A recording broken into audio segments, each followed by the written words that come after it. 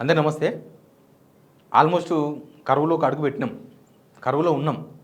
ఇక మనకు already reservoirs మొత్తం కూడా నీళ్ళు లేవు, ఎండిపోయినాయి. ఆల్మోస్ట్ నిన్న మొన్న చూస్తున్నాం, పోయి క్రికెట్ ఆడుతున్నారు లోవర్ మైనా డ్యాము అటు ఇటు.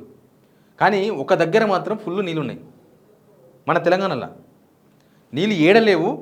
ఇప్పుడు మనం చూస్తూనే ఉన్నాం కదా, బోర్లు కూడా ఎండిపోయే సిచ్యువేషన్కి వచ్చేసినాయి. హైదరాబాద్లోనే బోర్లు ఎండిపోతున్నాయి. ఇక ఆ పొలాలు ఉన్న బోర్లు కూడా అన్నీ సన్నగా పోస్తున్నాయి నీళ్ళు. కానీ నీళ్ళు ఓ దగ్గర కనిపిస్తున్నాయి మనకు, మన గ్రౌండ్లోనే. కానీ ప్రభుత్వం వాడుకునే పరిస్థితి క్రియేట్ చేయలేదు. నేను మీకు అన్ని రిజర్వాయర్ల పరిస్థితిని చూపిస్తా, నీళ్ళు ఎక్కడున్నా కూడా చూపిస్తా. అంటే వీళ్ళు ఎంత తప్పిదం చేస్తున్నారో మనకు ఆ రెండు కంపేర్ చేస్తే అర్థమవుతుంది. ముందు సబ్స్క్రైబ్ చేయండి, షేర్ కూడా చేయండి. ఇక్కడ కనిపిస్తున్న ఫొటోస్ చాలా క్లియర్గా కనిపిస్తున్నాయి. ఈ ఫొటోస్లో మనకు నీళ్ళు కూడా కనిపిస్తున్నాయి. ఇది ఎక్కడిదో కాదు, మేడిగడ్డ. రేవంత్ రెడ్డి ఇప్పుడు మాట్లాడతాడు కదా, కూలేశ్వరం అయిపోయింది, 3 ఏళ్ళైనా కట్టడం కూలడం 2 అయిపోయినాయి, ఇంకా అది పనికిరాదు, అది వేస్ట్ ప్రాజెక్ట్ అంటాడు కదా. అక్కడ ఉన్నాయి నీళ్ళు, అక్కడ ఉన్నాయి. ఎన్ని నీళ్ళు పోతున్నాయి ఈరోజు? 15,000 క్యూసెక్లు నీళ్ళు పోతున్నాయి, 15,000 క్యూసెక్ల నీళ్ళు. మరి ఏడలేంది ఆడెక్కడే నీళ్ళు అంటే, ఛత్తీస్గఢ్ అడవుల్లో పడ్డ నీళ్ళు మెల్లగా జారుకొని అది ప్రాణహిత నుంచి వస్తాయి. ఇక్కడ ఇది కట్టడానికి ప్రధానమైన కారణం కూడా అదే. ప్రాణహిత గోదావరి 2 కలిసే చోటునే ఇది కట్టిరు.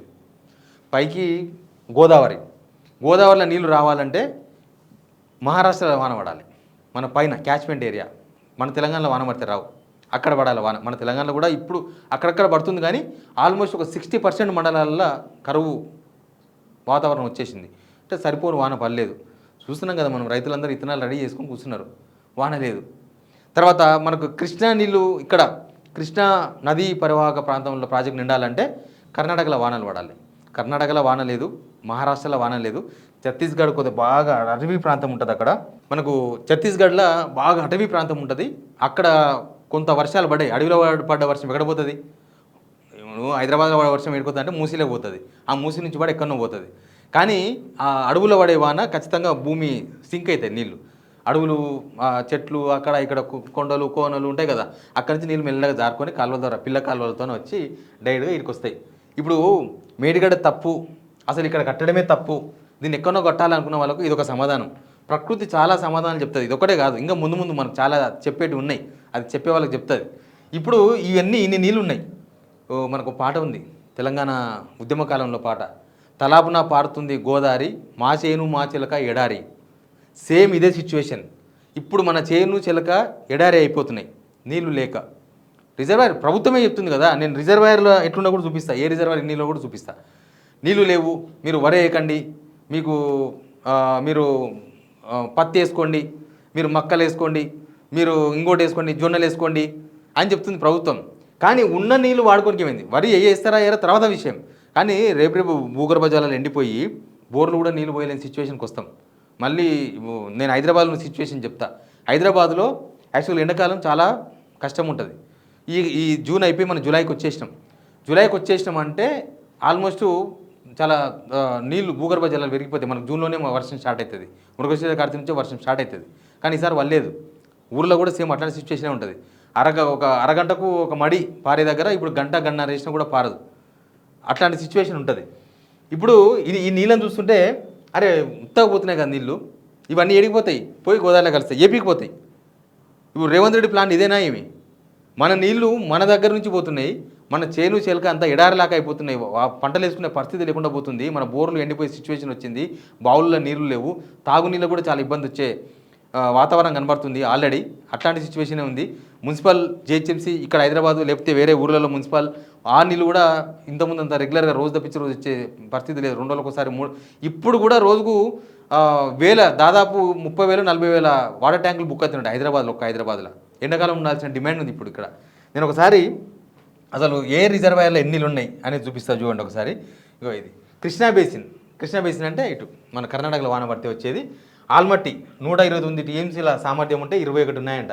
ఈయన పోయి రేవంత్ రెడ్డి, ఉత్తమ్ కుమార్ రెడ్డి పోయి కర్ణాటకను 1 టీఎంసీ, మహారాష్ట్ర 1 టీఎంసీ అడుక్కొస్తారంట. ఆడ మన నీళ్ళు పోతుంటే దిక్కులేదు, మేడిగడ్డలు పోతుంటే దిక్కులేదు. నారాయణపూర్ 37 టీఎంసీలకు 24 టీఎంసీలు ఉన్నాయంట. ఉజ్జయిని అవన్నీ మనకు పైన ఉన్నాయి. అవన్నీ జూరాల మనది 9.66 టీఎంసీల పూర్తి సామర్థ్యం అయితే 6.22 టీఎంసీలు నీళ్ళు ఉన్నాయంట. తర్వాత ఇవి నాకు తెలిసి డెడ్ స్టోరేజ్, ఇది పూడిగా వచ్చిన తర్వాత 9.66 యాక్చువల్గా ఫుల్ 15 దాకా ఉంటుంది. తుంగభద్ర కర్నూలు, శ్రీశైలం 215 టీఎంసీలకు శ్రీశైలంలో 42 టీఎంసీలు, అంటే పావుసాగర్ నీళ్ళు కూడా లేవు. పావుసాగర్ కన్నా ఇంకా తక్కువనే నీళ్ళు. నాగార్జున సాగర్ మనది 312 టీఎంసీలకు గాను 138 టీఎంసీలు నీళ్ళు ఉన్నాయంట, అంటే సగం నీళ్ళు కూడా లేవు. ఇది కూడా పావుసాగానికి కొంచెం ఎక్కువ నీళ్ళు ఉన్నాయి.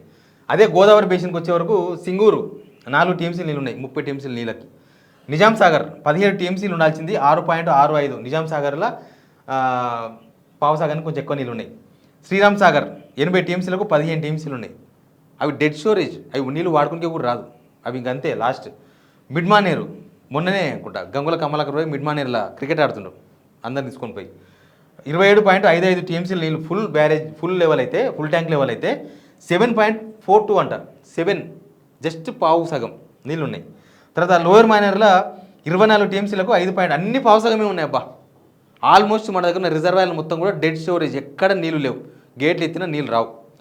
కడెంలో 4.70 టీఎంసీ ఉంటే ఇప్పుడు 0.40 అనంట. 0.40 అంటే హుస్సేన్ సాగర్లో ఉన్న నీళ్ళు కూడా లేవు. హుస్సేన్ సాగర్ 1 టీఎంసీ, హుస్సేన్ సాగర్లో ఉన్న నీళ్ళు కూడా కడెం ప్రాజెక్టులు లేవు. తర్వాత ఎల్లంపల్లి 20 టీఎంసీలకు 7 టీఎంసీలు ఉన్నాయి. ఇంకా ఎన్ని లెక్కలు చెప్పినా గంతే, గది పావుసగమే ఉన్నాయి. మరి ఇప్పుడు ఎవరి తప్పట్టాలి? నిజానికి ఒక పరిపాలన చేసేవాళ్ళు దార్శనికుడై ఉండాలి. దార్శనికుడు అంటే మన అనే ఫీలింగ్ ఉండాలి. మన నీళ్ళు, మన రైతులు, మన రాష్ట్రం, మనకు అనేది ఉండాలి. కానీ అసూయ, కక్ష, నిర్లక్ష్యం ఉంటే ఇట్లా తయారవుతుంది. ఇప్పుడు రేవంత్ రెడ్డికి ఎవరి మీద కక్ష ఉంది? రేవంత్ రెడ్డికి ఎవరి మీద నిర్లక్ష్యం ఉంది? రేవంత్ రెడ్డికి ఎవరి మీద అసూయ ఉంది? కేసీఆర్ మీద ఉంది. క్యాబినెట్ మీటింగ్లో కూడా మూసీకి మంచినీళ్ళు ఎడికెళ్ళి తీసుకొస్తారని ఒక మినిస్టర్ అడిగినట్ట. మంచినీళ్ళు ఎడికెళ్ళి తీసుకొస్తారు అవుతానే కాదు కదా. ఇప్పుడు సరే మంచి తయారు చేస్తారు, సిమెంట్ వేస్తారు, బెడ్ వేస్తారు, నీళ్ళు వస్తాయి. నీళ్ళు ఎడికెళ్ళి తీసుకొస్తారు. పైన ఉన్న మనం చూసినాం కదా, పైన ఉన్న రిజర్వాయర్సే జస్ట్ 2 months నీళ్ళు ఉంటాయి. 2 months ఇంకా ఆడికి అయిపోతుంది, సగానికి వచ్చేస్తాయి. మొత్తం సంవత్సరం కాలంలో 2 months మాత్రమే నిండా ఉంటాయి, తర్వాత తగ్గిపోతూ ఉంటాయి. ఒక 3 months 4 months తర్వాత డెడ్ స్టోరేజ్కి వస్తాయి ఇప్పుడు వచ్చినట్టు. మరి ఏం చేస్తారు? నీళ్ళు ఎడికెళ్ళి తీసుకొస్తారు. మళ్ళీ కాళేశ్వరం బతికిస్తారా అని, కాళేశ్వరంకి ప్రాణం పోస్తారా అని చర్చ జరిగిందంట. కాళేశ్వరం మాత్రం ప్రాణం పోయొద్దు. మరి మంచి నీళ్ళకి తీసుకొస్తారు. ఓం బి బుస్ అనగా నీళ్ళు వస్తాయా? లేకపోతే పైనుంచి ఏమైనా దార వస్తుందా? ఏడికెళ్ళి తీసుకొస్తారు నీళ్ళు? అంత పెద్ద 1,50,000 కోట్ల ప్రాజెక్ట్ కదా, దానికి మంచినీళ్ళు ఏడికెళ్ళి తీసుకొస్తారో ఇప్పటిదాకా ప్రభుత్వానికి క్లారిటీ లేదు. మళ్ళీ కాళేశ్వరం దగ్గర నుంచే తీసుకురావాలి, మేడిగడ్డ నుంచి పట్టుకురావాలి. ఆ ప్రాజెక్టు ఇంపార్టెన్స్ ఏందో ప్రభుత్వం అర్థం చేసుకున్నది. కానీ ఇందాక చెప్పిన చూడండి, కక్ష, అసూయ, నిర్లక్ష్యం, వాడికి ఎక్కువ ప్రిఫరెన్స్ ఇస్తున్నారు. కేసీఆర్ మీద ఏమైనా పెట్టుకొని, కేసీఆర్ మీద కక్ష పెట్టుకో, కేసీఆర్ మీద పగ పెట్టుకో, కేసీఆర్ మీద ఇంకేదైనా వేస్తే వేయి. కానీ ఇక్కడ రైతులు బలవుతారు, తెలంగాణ బలవుతారు. ఆ విషయం ప్రభుత్వం మర్చిపోతే బాధ్యులు ప్రభుత్వమే అవుతుంది. ఇప్పుడు ఇన్ని నీళ్లు పోతున్నా కూడా ఆ నీళ్లను మనం తీసుకొచ్చుకునే పరిస్థితి లేదంటే దానికి కారణం ఎవరు? ప్రభుత్వం కదా, ప్రభుత్వమే కదా. ఏ ప్రభుత్వం ఇస్తేంది నీళ్ళు? మాకు ప్రభుత్వం నీళ్ళు ఇచ్చిందని చెప్తారు.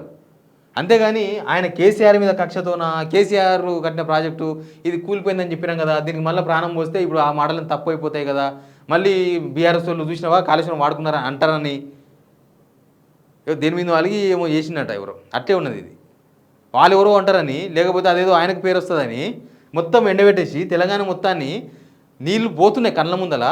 ఆ ఏరియా వాళ్ళు నాకు ఫోన్ చేసినారు, సార్ నీళ్ళు మస్తు పోతున్నాయి కానీ నీళ్ళు లేవు వాడుకోనికి. ఆ చుట్టుపక్కల గ్రామాల్లో భూగర్భ జలాలు కూడా లేవు. ఇప్పుడేమో అర్థం కాదు వీళ్ళకి సినిమా, ఇప్పుడు పేర్లు పడుతున్నాయి. ఇంకా కొంత ముందుకు కొంత తర్వాత అర్థమవుతుంది. వానలు జూన్లో పడాలి యాక్చువల్గా మనకు. జూన్లో పడి ఇప్పటికే మన అక్కడ ఇక్కడ కర్ణాటక అయినా, మహారాష్ట్ర అయినా, ఛత్తీస్గఢ్ అయినా, మన తెలంగాణ అయినా ఎక్కడైనా సరే పడి ఇప్పటికే నీళ్ళు ఫ్లో పెరగాలి. ఇప్పటికే మన దగ్గర వానలు పడాలి. మనం జూలై 1st వీక్లో ఉన్నాం. జూలై 1st వీక్ వచ్చినా వానలు పడతలేవు. పడాలన్నా వద్దా అని సుక్క పడుతున్నాయి, కనీసం ముసురు కూడా లేదు. ఇట్లాంటి సిచ్యువేషన్లో ప్రభుత్వం ఇంకా రాజకీయాలు చేసి ఇంకా ఇట్లాంటి కక్షలు కారుణ్యాలు పోతే తెలంగాణ రైతులు సమాధానం చెప్తారు ప్రభుత్వానికి. Please subscribe.